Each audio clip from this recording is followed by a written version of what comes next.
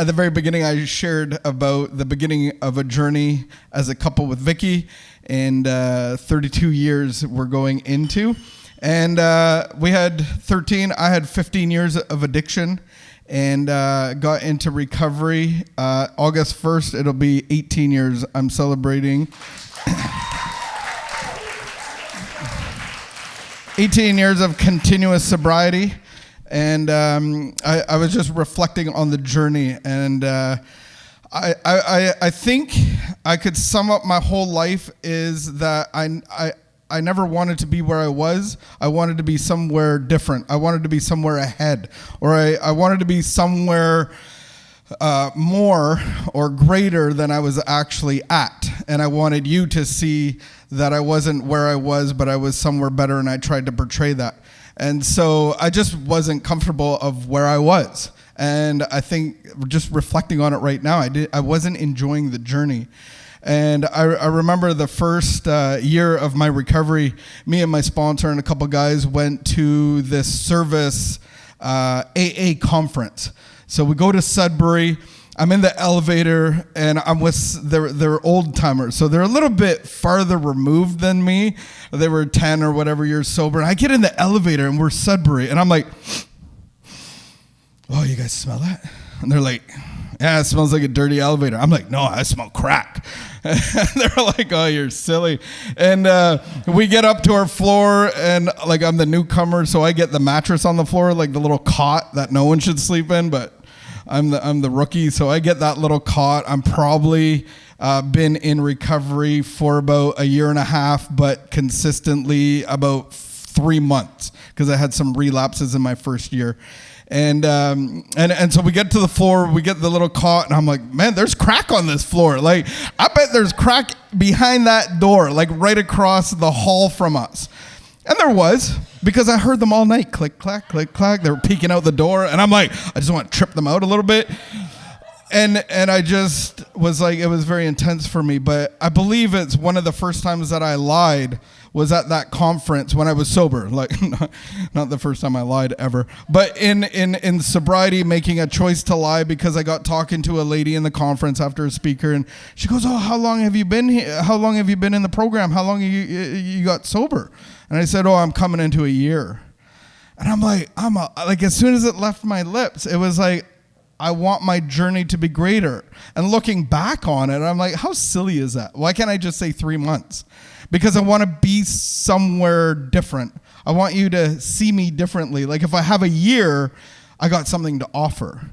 And part of this journey is to become spiritually fit so that I can pass on my hope to others, so that I can be of use or of service to others. Because addiction is all about what I can get and what I can take and what I can manipulate and what I can consume ultimately for myself. And recovery is all about giving away what is given to me through a relationship with God. And that's where I become spiritually fit. So I want to become more spiritually fit. So I want you to see that I have a year almost. And I realized on break, I was like, man, I'm a liar. And I'm like, this is embarrassing. Why would I lie about a couple months? So I actually went up to her, and I sounded stupid in my head, and I probably sounded stupid at her. And I said, I want to apologize because I don't have a year. I have 3 months of abstinence. I was like, man, that was the most awkward thing I ever said. And she's probably like, cool, bro, don't care. But I wasn't enjoying the journey of where I'm at, because where you're at today and the things that you're going through is where you're supposed to be at. And can you just enjoy where you're at? And maybe it's a dumpster fire right now. I don't know, but enjoy the dumpster fire. There's always heat off a dumpster fire. But just like, how can you actually experience what you're supposed to be experiencing and not trying to be somewhere where you're not? Because we have to experience what we are experiencing and going through to get to the next part. And so I had these issues, or walls or plateaus, and I grow, and then 5 years in, and I'm like, I got it. Like, I'm running a rehab center. I'm doing all these great things. The wife, the kid, I have all the promises. I got peace inside. I have a new solution. And then I was let go from my job because there was an incident and a 60-page paper written against me of abuse and of manipulation, and it was a whole thing, and it was like this nightmare.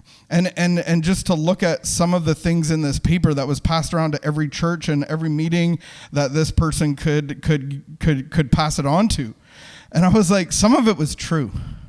Unfortunately, some of it was true, that, we're in close quarters and we're like a football team, and things are said, and there's 12 guys all the time.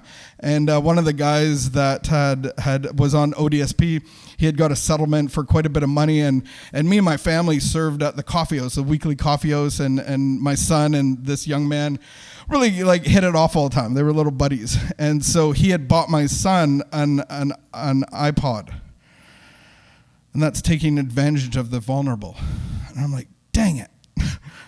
That's true. But most of it wasn't true. And I didn't want to go through that because I'm sitting on the bench. I'm not working, but I'm getting paid. But everybody's going, oh, well, Jon probably relapsed.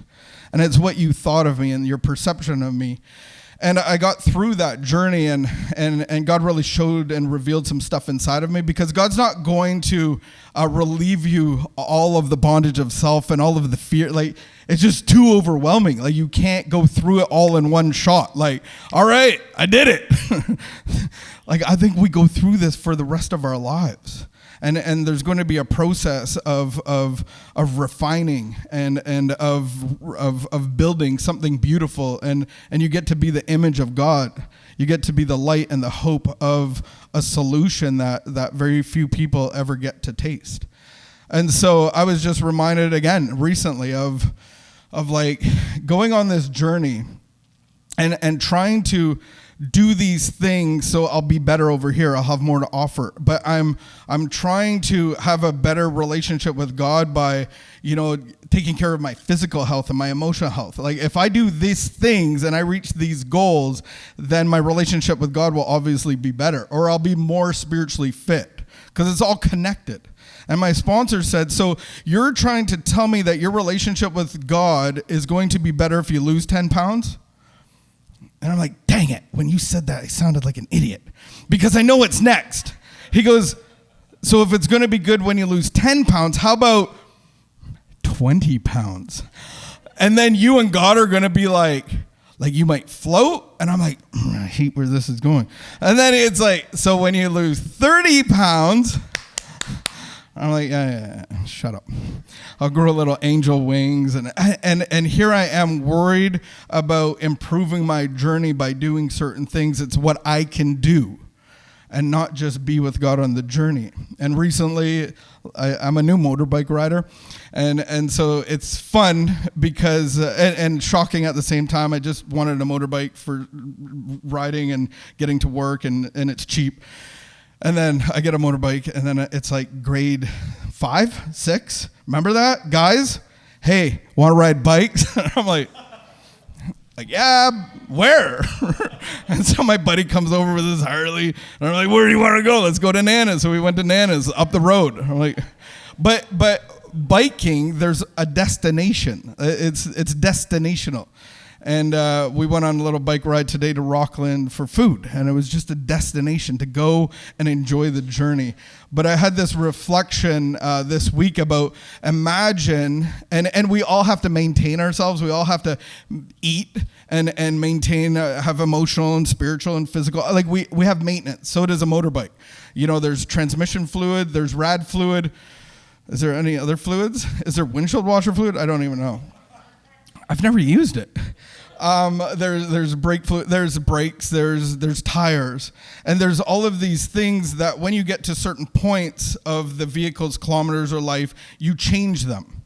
But imagine focusing on those changes and the maintenance, and it starts to limit me because I'm just focused on like, when do I change my tires? Well, if I do oil changes every 6,000 kilometers, well, maybe every 1,000 kilometers would even be better.